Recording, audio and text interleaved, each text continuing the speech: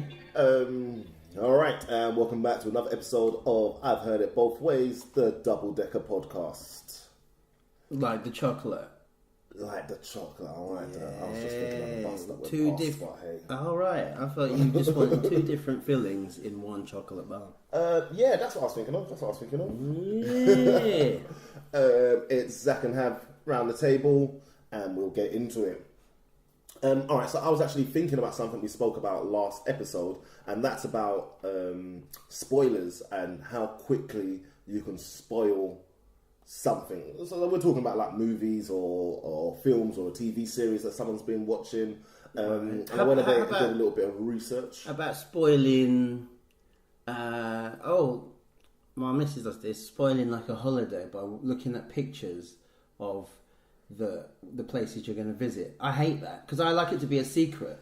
Well, not a secret, but a surprise. That's spoiling, mate. She'll be like, look at what this bit, and I'm like, okay. So when we go and see it now, then it's fair enough. So you're kind of like she's checking out the tourist spots and everything like this. Yeah. I thought you meant just like the hotel and just make sure it's not like a building site. And that it's actually been built. No. Someone's back garden shit. She'll look at like, it'll be like a famous cathedral. She'll look at pictures inside and out. And so that's a little bit too much. But is she not just trying to figure out whether it's worth seeing? No, because we're gonna go. It's like the number one thing to do. Okay, so that's not like a fringe activity. It's something you'll definitely be going to see anyway. All right, that's an interesting one. Never even thought about that. People who don't like things being spoiled are apparently called spoiler phobes. I'm definitely one of those. Yeah, I can tell. I'm definitely one of those. All right. But what things can be spoiled and what's the time limit before they can be spoiled? Even something like football matches. I know some people that are really like, don't tell me the score, don't tell me the score. Oh, okay. I'm going to go watch it. I can give you another example of why I'm a spoiler phobe. Boxing. So I watch boxing. Yeah. That's my number one sport. And obviously, most of the big fights are in America. Yeah. So then they will go on at like 2, 3 in the morning. Yeah.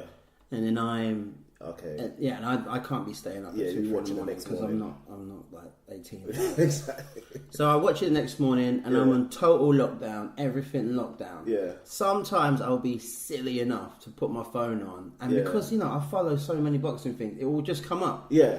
So it's just total lockdown. People think I'm ignoring them until like 11 o'clock in the morning on the Sunday, but it's just because I don't want the... No, but then that's reasonably okay because that's like a pay-per-view event. And you're trying to consume it at your earliest convenience, which is the very next morning. But if it was a week later, someone was trying to tell you that. Exactly. So there must be some sort of time limit on with when football. Things can be It's spoiled. hard as well because if it's a big game, it'll be everywhere. With boxing, it's not as because I'm talking about fights that are not pay per view, like the ones that are just they're just normal fights, and people won't know about anything unless they're boxing fans. So it's harder if it's a sport that everyone's into. Yeah. But then also, sometimes the result kind of lets you know what you're in for. It's like, this is going to be an exciting match. You know that there was 12 goals. You're like, I'm more looking forward to this match now than before. Especially if it was between like two random, not high on your list of favourites. So why would you watch it then? A day after? I'm watching match. I'm not talking about watching the whole match. Let's say highlights on match of the day. Okay, I'm not particularly ever looking forward to Bournemouth versus Carlisle. But then if I hear what league is that in?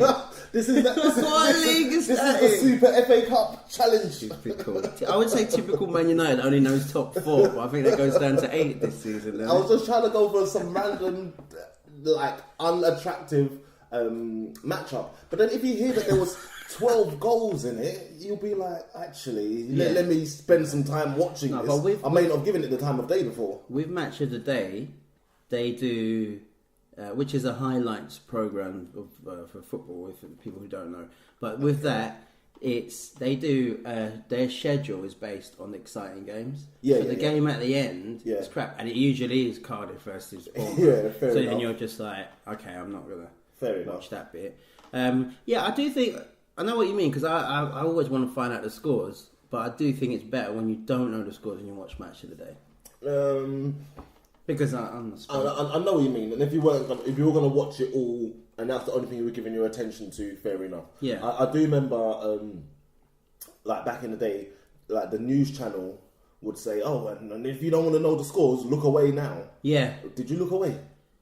If I didn't know, I want to know the scores. No, actually, yeah, I did, because if by then I didn't know the scores, then you might as well enjoy it. Yeah, Why just know 5 minutes beforehand? 5 minutes. Imagine 5 minutes. You're like, oh, I know it now. True. As I'm saying it out loud, I can remember myself looking away and thinking, "Oh, I don't want to know." If you don't know it then, why are you gonna wanna? Fair enough. Fair enough.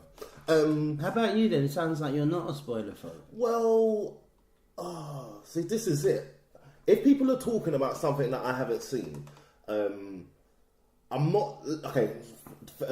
Popular one for me is Game of Thrones. I didn't get into Game of Thrones while everyone else was on it. Season 1, 2, 3, 4. Do we have to give spoiler alerts here? Well, my whole point is that it's long past time for spoiler alerts for Game of Thrones. People would want to talk about it, and they'll be like, "Oh, have you seen it?" I'm like, "No, I haven't seen it." It's like, "Okay, no, we won't say that." Like, just talk about it. Not that I don't care, but I'd rather at least hear it from you. And I'm already not into that show. I'm already not into that show enough. I haven't been convinced enough to watch it. Probably me hearing what you've got to say is going to convince me to go ahead and watch it, or at least fill in the story that I'm not aware of.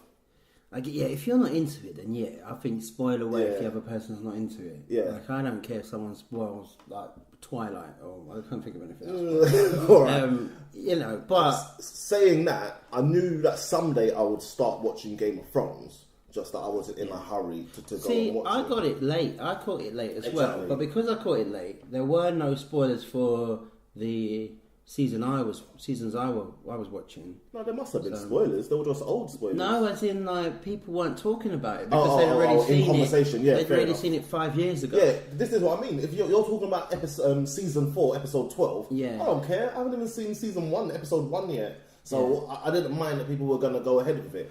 I think it's a thing of like proximity. If you're going to watch it imminently within the next week or so, then you don't really want a spoiler or anything like that. Yeah. I actually remember there was a big death in Game of Thrones. Yeah. And one of my friends was on Facebook, and because I didn't watch at the time, and he said, "Oh yeah, I read the books," which he didn't. Yeah. He said, "I read the books, and I know that this is the day where blah blah blah dies." Yeah.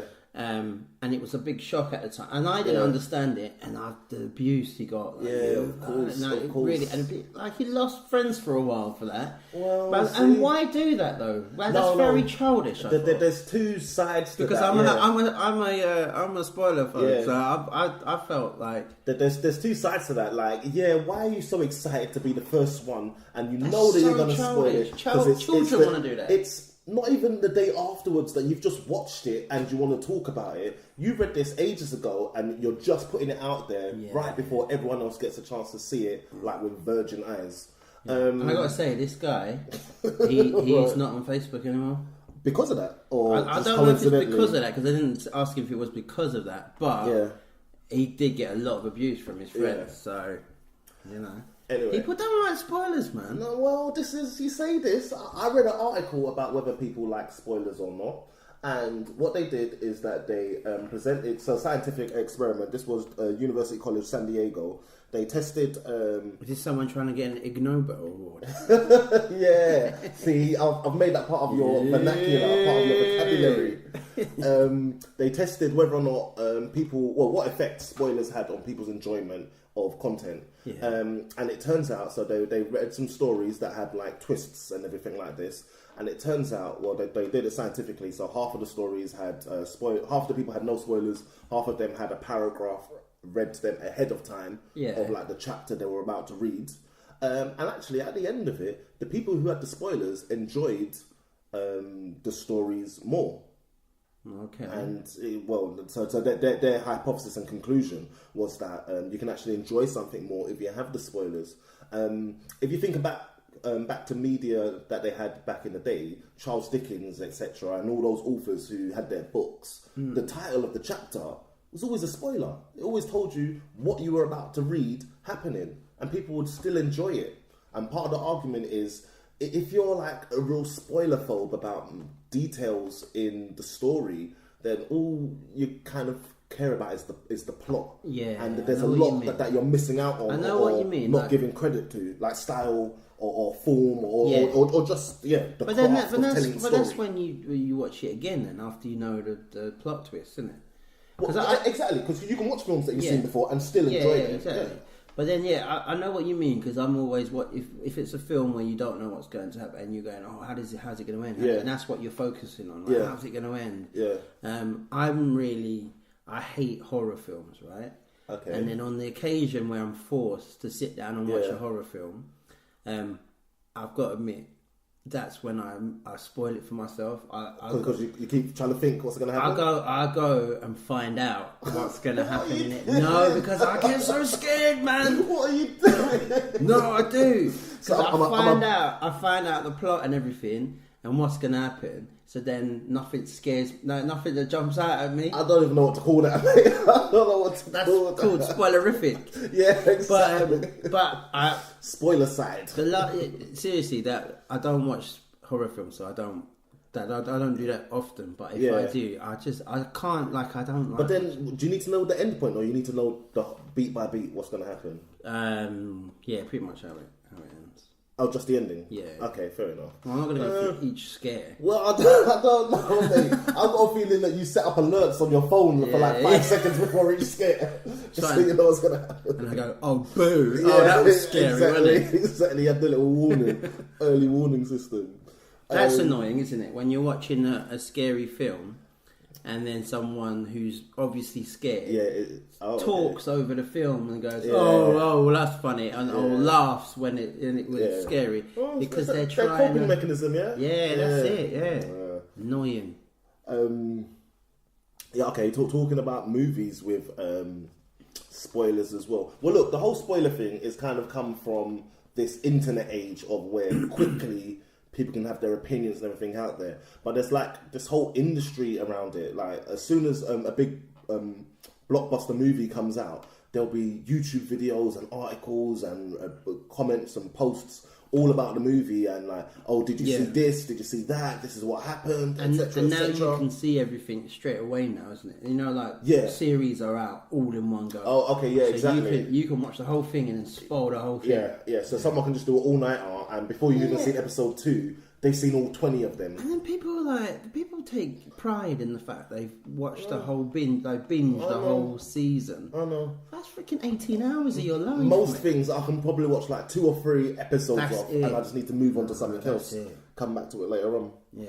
But look, this whole industry of reviews and spoil. You know what I've started seeing? There's people who do spoiler-free reviews of a movie, and then spoilerific reviews of a movie. See, I don't mind those. The spoiler-free ones. The podcast, I listen to a few podcasts that do spoiler ones, but as long as they make it clear, because it is hard to be a critic of something, like a film critic. Yeah. It's hard to go into it without spoiling it. Exactly. So I don't really see the point of it, to be honest. But if you're allowed then to talk about, and the different twists and stuff, but then obviously you got to make it clear that you're going to spoil it. But then that's not a spoiler, because everyone who's listened to it should have watched it. Has watched it because it's got a massive the spoiler thing. Yeah. Why on earth would you listen to that? No, I know. But I bet you'll see those things, and there'll still be comments of, "Oh, you spoiled it for us." But I'm glad you said critics, because a critic's job is to talk about the thing on a whole, and they need to talk about the whole project, the whole movie, the whole music album, the whole whatever it is that they're giving their opinion on. And that they can't be leaving bits out if they're going to give a real critical analysis. So critics versus spoiler phobes in some ways. But look, people, you said you spoil it for yourself. I reckon people spoil it for themselves in lots of different ways. The same way we've got all of those reviews and everything afterwards. Like that there's theories ahead of time and predictions ahead of time, and there's loads of like media outlets that will keep on talking about, oh, here's what we think is going to happen in the next